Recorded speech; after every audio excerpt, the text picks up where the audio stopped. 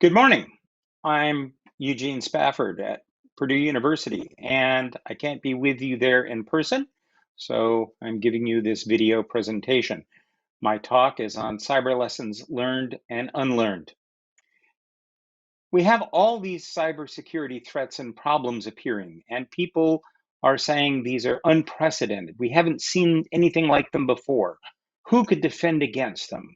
We have these wide-scale ransomware attacks, supply chain attacks, APTs, IoT attacks, and others. How could we possibly have defended against these? Well, I can tell you as a scholar of the field, and I've been working in computing for 40 years, that we have done a very poor job of remembering the past. A very famous quote by philosopher George Santayana is, "Those who cannot remember the past are condemned to repeat it." And we have done a very poor job of remembering the past. Cybersecurity itself isn't really that new. We can date back really into the 1960s, and even a little bit before there was concern about security. One of the groundbreaking research reports was published in 1967 by the Rand Corporation, and it's known as the Ware Report. Willis Ware was the chairman of the committee that produced that report. It makes interesting reading because it's still pertinent for today's computing environments. Very little has changed in the basic underlying concerns.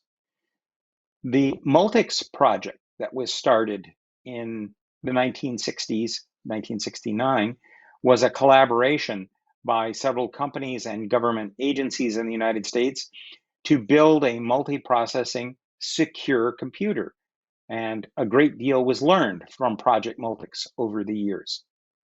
A follow-on report to the Ware report, known as the Anderson report, after Jim Anderson, who was the chair of the committee, appeared in 1970 with yet more recommendations and observations on security. And all of these, combined with lessons learned from Multics and other research, appeared in the so-called Orange Book, a series of security standards that were published in the US and later adopted by several other countries, starting in 1983. So really thinking about good cybersecurity and protections isn't new, and many of the threats that we face today were anticipated in that early work. There are some things that we learned.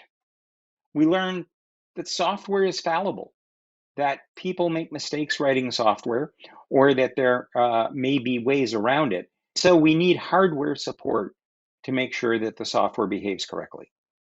We need strong control over access to software and data that we have in our systems. We need to divide privilege so that there isn't everyone accessing all items. And the underlying conclusion that was learned is that fast but bad security is still bad security. And that's true to today. We have placed too much emphasis on fast and cheap and not enough on secure. A lot of the knowledge of cybersecurity was codified by Salzer and Schroeder, Jerome Salzer and Michael Schroeder, in a paper in 1973. This is still a very valuable paper to read and understand. They had a list of characteristics that were very important for good security, and they were able to look at violations, both real and hypothetical, and match them against these characteristics, these mechanisms that should be built into any computing system. I don't have the full list here, but these are some of the ones that I think are most important. Having economy of mechanism, having fail-safe defaults, having complete mediation, which means to check every reference to be sure that it is allowed. Open design, separation of privilege, least privilege, which means don't give any more rights to things than are absolutely necessary to do the task at hand. Least common mechanism, which means not to share mechanisms, data, and other items among many users unless absolutely necessary. And last of all, psychological acceptability, which is to ensure that the security mechanisms were things that users could understand and be willing to use. So very difficult commands or methods for achieving good security wouldn't be used and therefore were inappropriate. The paper is a longer paper, but it is well worth reading, as I said, because it contains considerable insight into security that still applies today. Unfortunately, for us working in security and using computers, most of this material has not been read by people designing computer systems today. Very few vendors in particularly the 1990s and 2000s thought about security as important. They didn't have scholars who had read these papers, and these were not at that time available online. You actually had to go to a library and find the paper version of these papers. So as a result, there were many designs that really didn't pay any attention to the things that we had already learned about security. For example, if we think about the Salzer and Schroeder characteristics as important exemplars, as important examples of good properties, does any system in common use follow these? Think about that. The idea, for instance, of Windows. Does Windows have fail-safe defaults built in? That is, if something fails, does it fail in such a way that it doesn't grant permission or damage items? Does Windows or Linux check every possible memory reference, every possible invocation of library call each time to make sure that it is authorized? In the design of these, they've been designed so that once you log in or present your credentials and establish a user identity, everything is allowed that user is allowed to use. And there's no further check made to ensure that it really is the user. And as far as psychological acceptability, understanding some of the commands, the formats, the options are such that it requires someone with extra training to be able to set security to the right values and to be able to monitor the systems. So for instance, as an example, least common mechanism that says that we want to restrict any mechanism or data that's shared by multiple users to the least amount necessary. How does that correspond to the Windows registry, where you have values that govern the behavior of everything in the system that are potentially accessible by every user and possibly some who aren't even users? Or shared libraries that are in memory spaces where all users can access them and usually need to access them. So whether they're DLLs or shared libraries, they're in a common address space. That doesn't match least common mechanism. And this is why supply chain attacks are so attractive. For instance, the SolarWinds attack. If you installed SolarWinds, you had to give it privileges to be able to look into and change network settings, program invocations, file system settings. It became something that would be on top of multiple systems and networks and have vast control without any kind of checks. That isn't least common mechanism. That's perhaps the direct opposite. And think about how we build things like web servers that have built into them databases, language interpreters, annotation. Are those least common mechanism? Another example is common mediation. This is almost never done in a standard system. And that's why zero trust is now a meme. But zero trust was actually discussed, although not in those terms, by these principles back in the 60s and 70s, where complete mediation was discussed, where every call was identified with a user agent and every call had to have its own authorization. We don't build systems that way. We don't use systems that way. And now people are discovering the idea of zero trust again, but it's very difficult to implement given the mechanisms that have been built into the systems we have. This is why supply chain attacks work, because we have to give so much access using into a common mechanism for systems and networks. It's much better to attack those systems than to try to attack the individual computers. Least privilege, another very important concept. But we have systems that are designed with basically two sets of privileges. You have a regular user or an admin or a super user. You either have regular user privileges or you have all privileges. That doesn't respect the idea of least privilege, where you give only the privileges necessary for the specific job at hand.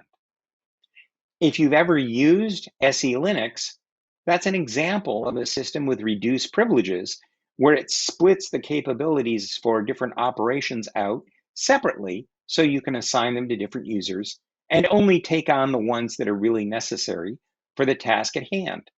But it isn't widely used. In part, I think that's because the command interface to manage these privileges may be a little bit difficult to use and a little difficult to understand. But it is an important concept that we can build. We know how to build it. We just don't use it. There are more examples, and I don't have time to go into more. But the basic idea is that the commercial organizations and the open source organizations that have built the systems we use are not really interested in security. They haven't had people who specialize in security who've helped design these things from the very beginning. Instead, they've built systems with weak or no protections because they wanted them to be easy to use and cheap to sell. The idea is to make money and get more people to use the systems. They also wanted to reduce the amount of time spent in user calls to help centers, because that reduces the overall profit. And so putting protections in place that might cause people to have to call for information was an expense. Much better possible for them to do anything, and therefore they wouldn't have to worry about those calls. The result is we've had decades of design of systems that didn't have security as a fundamental criterion in their design. They've been built up to have a huge installed base of software and user expectations, and they're not secure. They have weak features, and we end up trying to make those secure. It simply can't be done. We don't have the hardware in place for support, and it breaks many legacy systems, many legacy software applications, if we try to put in better security. So what does this mean? Well, it means as long as we use those systems, we're going to see more extortionware. Imagine ransomware instead of for an organization, for a smart city of where we may be in a few years, where it's someone is holding an entire city hostage or a national critical infrastructure. Imagine if someone is able to shut off the electricity for a large part of the company of Brazil and holds the national government ransom to be able to return that capability. Because the systems that are running these critical applications don't provide fully mediated access, don't provide appropriate separation of function, don't provide hardware support for access control, don't support full auditing of behavior, these kinds of attacks are more likely than not. And what we try to do to patch against them is just spending a lot of extra money on effectively trying to build shells around things that weren't built right in the first place. Other kinds of problems that we can expect in the area of industrial control systems, ICS, or operational technology, IT threats, we're going to see lots of those coming along in everything from small scale operations to large factories, and again, possibly even major infrastructure, because the controllers that are being built for these are intended to be cheap and fast. If you look at the manuals, if you look at the design for most of these kinds of controllers, they're very simple. If they have any security at all, it may only be an 8-character password, which we know is a trivial thing to break.